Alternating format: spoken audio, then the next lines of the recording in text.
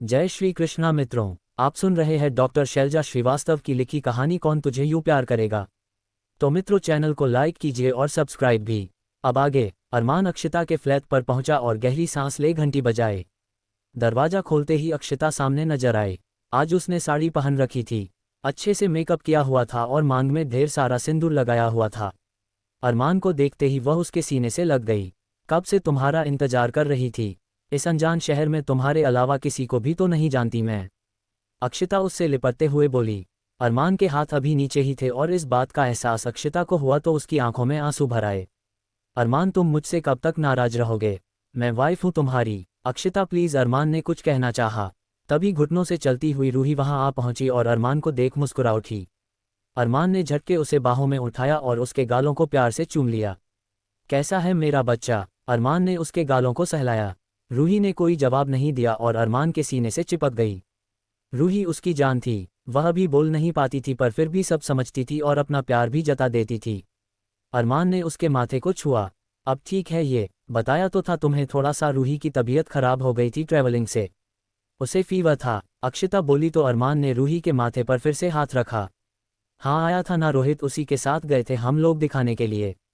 किसी डॉक्टर ने कहा है कि नॉर्मल वायरल है, शायद ठंड के कारण। अक्षिता किचन से पानी लाते हुए बोली। उसने अरमान के हाथ में पानी दिया तो अरमान ने एक घूंट में पानी पी लिया और फिर सोफे पर बैठ गया। अक्षिता उसके सामने वाले सोफे पर आ गई थी। रूही अभी अरमान के सीने से लगी हुई थी। कोई परेशानी तो नहीं हुई यहाँ पर? किसी चीज़ की ज़रूरत तो नहीं है? अरमान ने पूछा। कैसे परेशानी होगी, तुमने ये सब कुछ इतने अच्छे से तो किया है, फिर प्रॉब्लम कैसे होगी? बहुत अच्छी सोसाइटी है और फ्लैट भी कंफर्टेबल है, और फिर वह तुम्हारा रोहित सुबह शाम आता रहता है यहाँ पर। अक्षिता ने मुंह बनाकर कहा। हाँ उसकी ड्यूटी है, बाकी कुछ भी जरूरत हो तुम बेझिझक मुझे फ़ोन कर सकती हो। उद्धरण चिन्ह, तुम्हें फ़ोन नहीं करूंगी तो किसे करूंगी? तुम्हारे अलावा मेरा है यहाँ है कौन? और ये सब तुमने मेरे लिए ही तो किया है। अक्षिता भावुक होकर बोली। ये सब मेरी बच्ची के लिए है, मेरी रूही के लिए। अरमान ने गहरी सांस ली और रूही को देखा जो कि उसके कंधे से लगकर सो गई थी। हाँ, और मुझ बेचारी की तो कोई वैल्यू नहीं। अक्षिता ने आंसू पोंछे। हर समय खुद को बेचारा क्यों समझती रहती हो? बहुत स्ट्रांग हो तुम, जो चाहे वह कर सकती हो, खुद को संभालो, बाकी मैं तो हर कदम पर हूँ तुम्हारे साथ। अरमान ने रूही को उसकी गोद में देते हुए कहा। अक्षिता ने उसकी तरफ देखा। थक गई है और तबीयत के कारण थोड़ी डल है, सुला दो इसे और तुम भी आराम करो, मैं निकलता हूँ, अरमान ने कहा और उठ खड़ा हुआ। तुम नहीं रुकोगे क्या आज भी? अक्षिता बोली। अक्षिता प्लीज समझने की कोशिश करो, तुम इस तरीके से। अरमान ने कहना चाहा। क्या समझूं मैं? बोलो अरमान, क्या समझूं मैं? मुझे कुछ नहीं समझना। तुम क्यों नहीं समझते कुछ भी? क्यों मेरी भावनाओं को नहीं समझते? हर समय तुम अपने हिसाब से चलाते हो। प्लीज अरमान, समझने की कोशिश करो, तुम मुझे भी समझो ना। मैं ठीक हूँ और मुझे भी तुम्हारी ज़रूरत है। अक्षिता एकदम से गुस्से और दर्द से बोली। अरमान ने उसकी तरह देखा और फिर दरवाज़ा बंद कर दिया। अच्छा बाबा ठीक है, रुक रहा हूँ यहाँ पर, अरमान बोला तो अक्षिता एकदम खुश हो गई और रूही को तुरंत सोफे पर ही लिटा अरमान के सीने से लग गई। अच्छा बाबा, इसे जाकर ठीक से सुला दो, तब तक मैं कॉफ़ी बना कर लाता हूँ हम दोनों के लिए, अरमान बोला और किचन की तरह बढ़ गया। अक्षिता मुस्कुराते हुए बेडरूम में चली गई और रूही को सुला कर आई। तब तक अरमान ने कॉफ़ी बना ली थी और एक कप अक्षिता को पकड़ा वहीं सोफे पर बैठ गया। अक्षिता कॉफ़ी पीते हुए उसे न जाने कहाँ कहाँ की बातें करती रही और अरमान बस हाँ ना जवाब देता रहा और उसकी बातें सुनता रहा। काफ़ी पीते पीते अक्षिता कब सोई उसे होश ही नहीं रहा। उसके सोते ही अरमान उठ खड़ा हुआ और दरवाजे पर खड़ी मेड को देखा। अब ये सुबह ही उठेगी, तुम रूही का ध्यान रखना, चलता हूँ, अरमान बोला और तुरंत निकल गया। उसके जाते ही मेड ने किसी को मैसेज किया।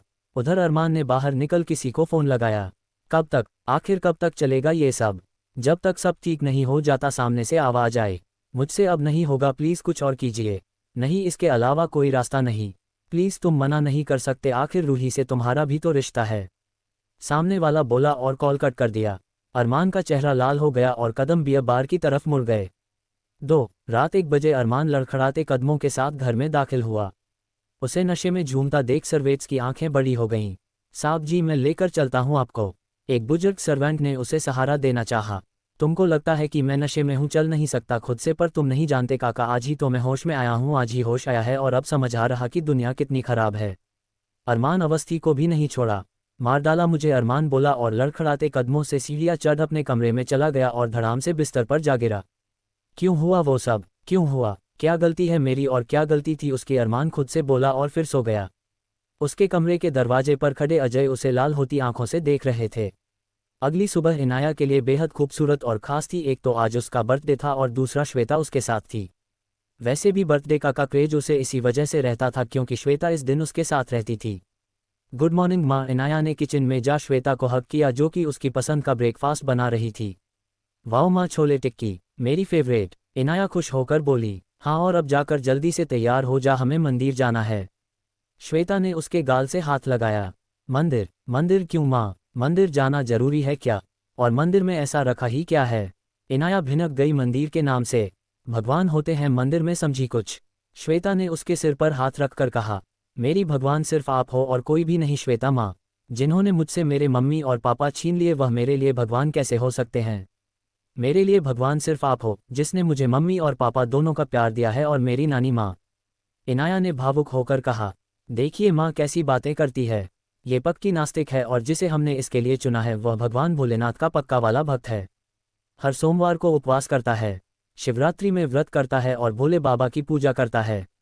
श्वेता ने अरमान के गुणों का बखान किया। क्या मतलब, किसे ढूंढा है आपने? इनाया की आंखें छोटी हो गई। तेरे लिए एक खूबसूरत सा राजकुमार। कहती थी ना, हमेशा गोरा चिट्टा लड़का चाहिए तुझे, तो बस वही ढूंढ लिया है तेरी श्वेता माँ ने। नानी ने इनाया के डाउट्स क्लियर किए। आपका मतलब है शादी? इनाया ने आंखें छोटी कर नासमझी से पूछा। और वह भी कहीं और नहीं, मेरे घर, मेरे बेटे के साथ। अरमान अवस्थी को ही चुना है मैंने तुम्हारे लिए। वॉट? इनाया का मुंह खुल के फैल गया। मुंह फाड़ने जरूरत नहीं है, वैसे भी छोले टिक्की नहाने के बाद ही मिलेगी और यह बात बहुत पहले से तय है, समझी? नानी ने उसका खुला हुआ मुंह बंद करते हुए कहा। लेकिन यूं अचानक से? मुझे तो कुछ पता ही नहीं। इनाया अभी भी हैरान थी। नहीं पता, इसलिए तो अभी बता रहे हैं, और फिर तुझ पर कोई प्रेशर नहीं है। बस मैंने और श्रद्धा ने तुम लोगों के जन्म के समय ही तय कर लिया था कि तू मेरे घर के बहू बनेगी। पर अगर तुझे अरमान पसंद नहीं आता या तुझे अरमान से कोई भी प्रॉब्लम लगती है तो तू बेझिझक कह सकती है। मैं अपनी बेटी की तरफ से रिश्ता तोड़ भी सकती हूँ, समझी? श्वेता ने मुस्कुराकर कहा। लेकिन इनाया कहते कहते रुक गई। श्वेता ने उसका हाथ थामा और आकार हॉल में बैठ गई। जानती हूँ नया है तुम्हारे लिए, पर अगर हम पहले से बता देते तो तुम उसी तरीके से दिमाग से सोचने लगती। फिर तुम मुझे माँ कभी नहीं मान पाती, हमेशा अपनी सासू माँ ही मानती, और मैं चाहती थी कि मैं तुम्हारी माँ बनूं, जिससे तुम मुझे हर बात खुलकर कह सको। और इस रिश्ते के बारे में भी तुम्हें पूरा फ्रीडम है बेटा। कोई ज़बरदस्ती नहीं है, कोई प्रेशर नहीं है। तुम्हें अगर अरमान पसंद आता है, तुम उसके साथ कंफर्टेबल रहती है और तुम्हें लगता है कि उसके साथ ज़िंदगी बिता सकती हो तो ही रिश्ता किया जाएगा। और अगर तुम्हें लगता है कि तुम दोनों एक दूसरे के लिए नहीं बने, या तुम्हें कोई और पसंद आता है, तो तुम बेझिझक मुझसे कह सकती हो। तुम्हारी पसंद नापसंद को पूरा महत्व दिया जाएगा। श्वेता ने इनाया को समझाया, पर वह अभी कंफ्यूज्ड थी। उसे समझ नहीं आ रहा था कि अचानक से ये सब क्या हो रहा है। तुम दोनों एक दूसरे को ठीक से जानो समझो, इसीलिए मैंने और श्वेता ने डिसाइड किया है कि अब तुम श्वेता के साथ भोपाल जाओगी और वहीं पर रहोगी जहां तुम्हें जिंदगी भर रहना है। नानी माँ ने कहा तो इनाया और भी हैरान हो गई। क्या नानी माँ, आप सच में सठिया गई हो? ऐसे कैसे चली जाऊंगी मैं आपको छोड़कर?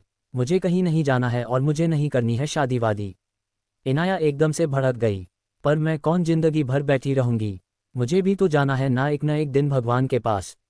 उससे पहले तू अपना घर परिवार संभाल ले तो मैं भी सुकून से जा पाऊं। नानी ने कहा। देखिए श्वेता माँ, फिर से नानी माँ शुरू हो गई। आजकल ना जाने क्या हो गया है इन्हें, रोज इसी तरीके की बातें करती रहती है। और मैं कहीं नहीं जाऊंगी, बिल्कुल भी नहीं जाऊंगी। मुझे नहीं करनी शादी और मुझे नहीं जाना कहीं पर। मैं यही रहूंगी अपनी नानी माँ के पास। और श्वेता माँ प्लीज़ आप बुरा मत मानिएगा, पर मैं अपनी नानी माँ से दूर नहीं हो सकती। इनाया नानी से लिपट के बोली। अच्छा बाबा, नहीं जाना, पर इस तरीके से नाराज मत हो और आज के दिन दुखी मत हो। आज तो मेरी बेटी का बर्थडे है, आज तो खुश रहना है ना। श्वेता ने माहौल को संभाल के कहा। श्वेता माँ, मैं बिल्कुल खुश हूँ, और आप आ गई हो तो और भी ज़्यादा खुश हूँ। पर मैं अचानक से शादी, मैं कैसे, आप समझो ना प्लीज़ श्वेता माँ। आसान नहीं है मेरे लिए एकदम से ये सब, और आपने तो एकदम से बम फोड़ दिया मेरे सिर पर, और अब आप बोलते हो कि मैं इस आग के दरिया को पार करके सही सलामत चली जाऊं। मैं कैसे सब चीज़ों को एक साथ एकदम से एक्सेप्ट कर लो?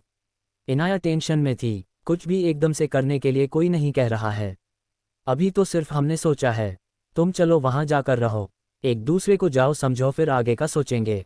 यहाँ से जाने का मतलब ऐसा नहीं है कि मैं तुम्हें अपनी बहू बनाकर ले जा रही हूँ।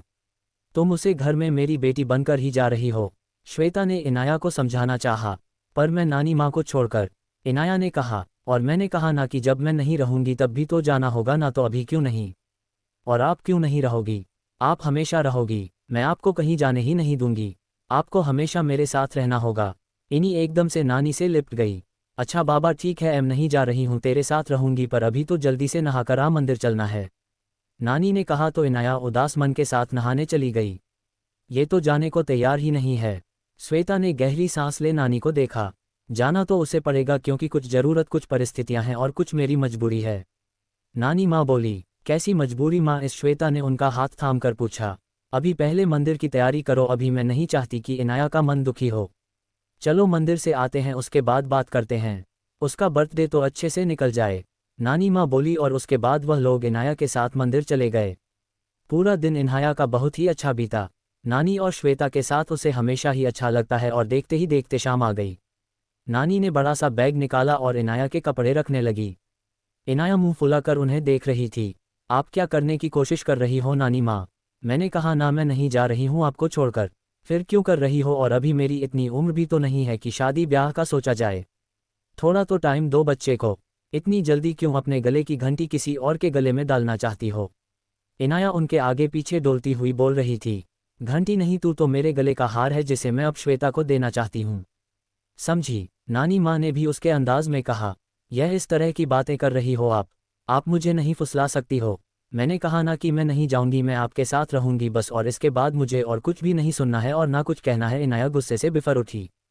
पर मुझे सुनाना है। मेरे साथ कब तक रहेगी? कुछ महीने हैं मेरे पास, ज़्यादा समय नहीं है जो तेरे साथ बिता सकूं। इसीलिए मेरे जाने से पहले तेरी जगह दूसरे घर में मैं मजबूत करना चाहती हूँ, एकदम नानी ने कहा, और उनकी आवाज़ भर्रा उठी। श्वेता और इनाया दोनों की आंखें हैरानी से बड़ी हो गई। नानी ने अपना कबर्ड खोला और उसमें से रिपोर्ट्स निकालकर श्वेता के सामने कर दी।